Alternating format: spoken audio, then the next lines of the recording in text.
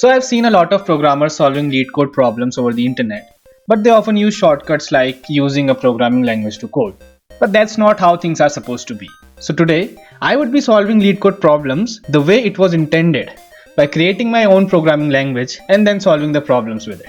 To start with, there are mainly 3 levels of languages out there: the machine level, the low level and the high level. Writing code in binary is not so sensible, and since this is my first time creating a language, jumping into the high level task seems pretty daunting to start. So I decided to try creating a low level language, trying to replicate the all-time favorite, assembly language.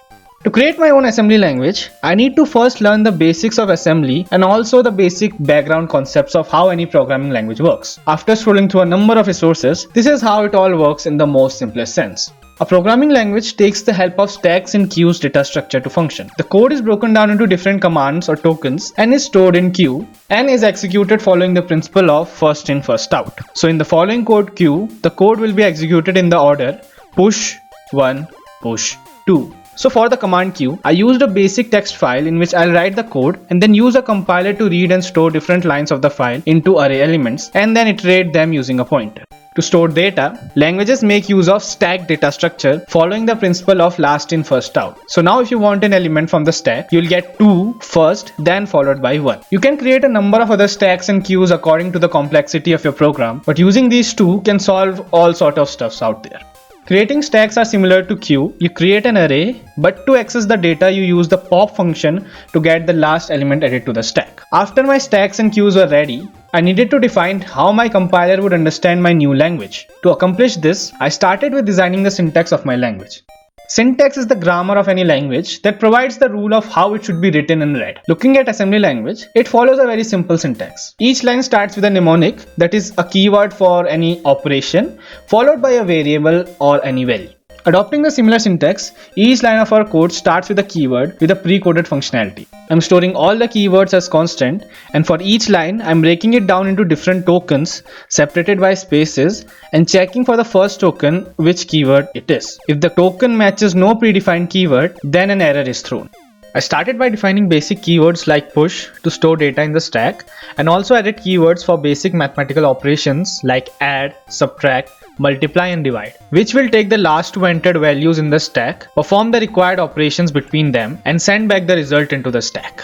Now following the keyword would be a value if needed for the command to execute. For example, we need a value to push in the stack. So for keywords requiring that, we check for the next token. Now we can't just add whatever provided as value to the stack. With the different data types you can enter, we need to check and separate them. And also later, when we'll be creating variables, we would want to push the value of the variable rather than just the name of it. For this, I created an eval code function which checks and finds the data type of the value and stores the correct data type in the stack. Finally, added a stop keyword to tell the compiler the end of the code. The next job is to allow some branching in our language. Assembly uses the jump command for that.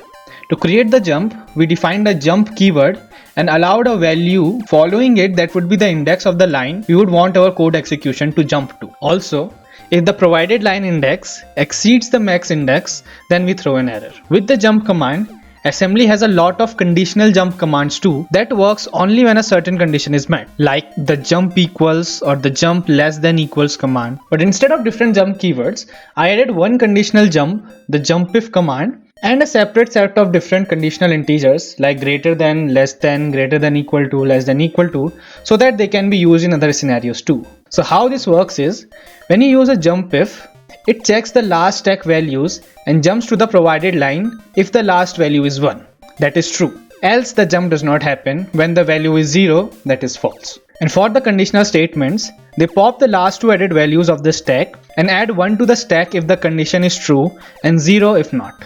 Finally, to show any output, we use the prn keyword to print the last inputted value of the stack and the pull keyword to return and use the same value. Using these, we can check if the code is running correctly and can also be used for displaying purposes. The code works fine, but it is hard-coded. To make our language more dynamic, instead of dealing with just numbers, we need to be able to define our own variables. Variables need data type, and since Python, that is our compiler, is loosely typed, so is our language. The variable declaration will be the same for all data types, and we will check for the type of the value through the compiler. To declare a variable, use the var keyword followed by the variable name and the initialization value. In our compiler, there is a variable dictionary storing new variable name as key and updating the already existing ones. Now as we have the variables, we can use them as aliases for values. To change the value of a variable, I added the set keyword that follows the variable name and the new value, and this updates the variable. Still, it's kind of hard coded as we are again setting the variable values by ourselves. We need the users to input the values. For that, we need a way to take user input. To do that, I created the input keyword which follows the variable name and allows the user to input values in a console. So finally, this is what our code looks like. Fully functional and dynamic. But still, it can be better. There are a lot of repetitions of lines in the code, which makes it rather inefficient and cumbersome to code. So to tackle that, I added the functionality of loops. Now there are different ways in which we can implement loops in assembly. The first is using the conditional jump statement, initializing a variable and incrementing its value for the number of iterations you want, and when the condition fails, the code falls out of the loop. Simple.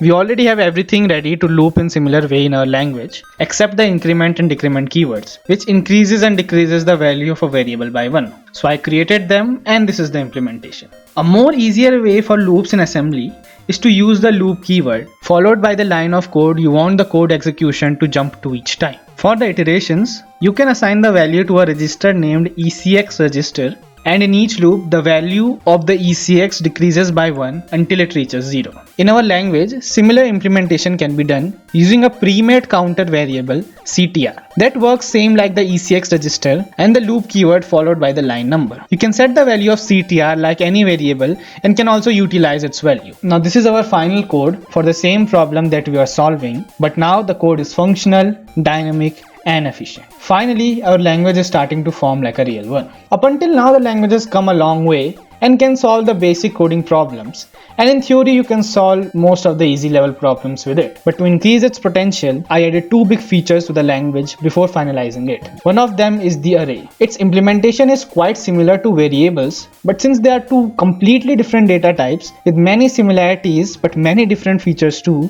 we need to write separate code for that. Arrays in assembly are defined like normal variables, but with a group of data values, and to access it, the SI or the source index register is used. Our array implementation works in the same line of thought. Firstly, to distinguish it's an array, I created a separate set of keywords to work with arrays. These keywords has the same name as the normal keywords, but with the square brackets at the end. Also created an SI variable that stores an index value irrespective of the array, and while using the array keyword, whichever array is being used right now, the SI would act as the index of that array. For example, the push array keyword follows an array name, so it would push the element of the provided array which is at the SI index. For array initialization, the var array is used followed by array name and values enclosed in square brackets, and set array is used to change the element of the provided array at the SI index. The compiler raises a name error if square brackets are used with any other keywords that are not involved with arrays. The size of the array is the size of the data you have provided while initializing. Finally, I added the last feature for this video. For the sake of the object orientation programming concept, I added functions in our language. So this is how you can create functions in assembly. Just like functions in a high-level language, in which you have a main code block and separately you have another function block, and in the main block you have a call for the function with arguments, and then the code execution jumps to the functional block. After the function is executed, it jumps back to the main block with the return value. Arguments and returns are not used in assembly because it has a number of registers that basically act as global variables. And for the code, assembly has similar format, which includes the main code block, then number of lines with the function code. The execution of function works using the call and jump keywords. The call keyword follows a register and the line number of the function. The register stores the current line number in which the call function is called. This jumps the code execution from call to the first line of the function. After the function executes, the last line of a function is a jump statement followed by the same register that is used while using the call keyword, and this is used to jump the code back to the main execution. Now one might argue that this same implementation can be done with 2 jump statements, but when we need to make more than one functional call, you have no way to jump at different places with the same jump value, hence this implementation. I have almost the same implementation for the function, but instead of a register, I'm using a variable. As I have not defined any scope for any variable, all the variables are basically global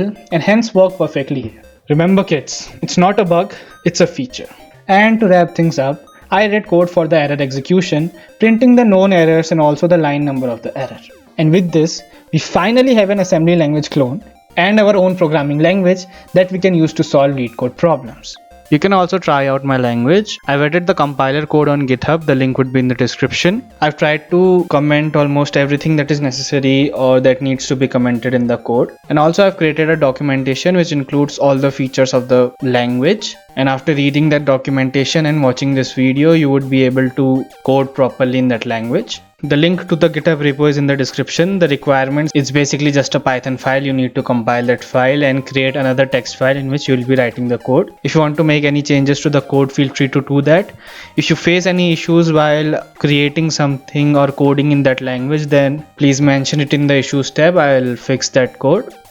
So that was it for today's video. If you want to watch another project in which I created a Discord bot, the video would be right here. Click on it and subscribe to my channel. We'll see you in the next video. Bye.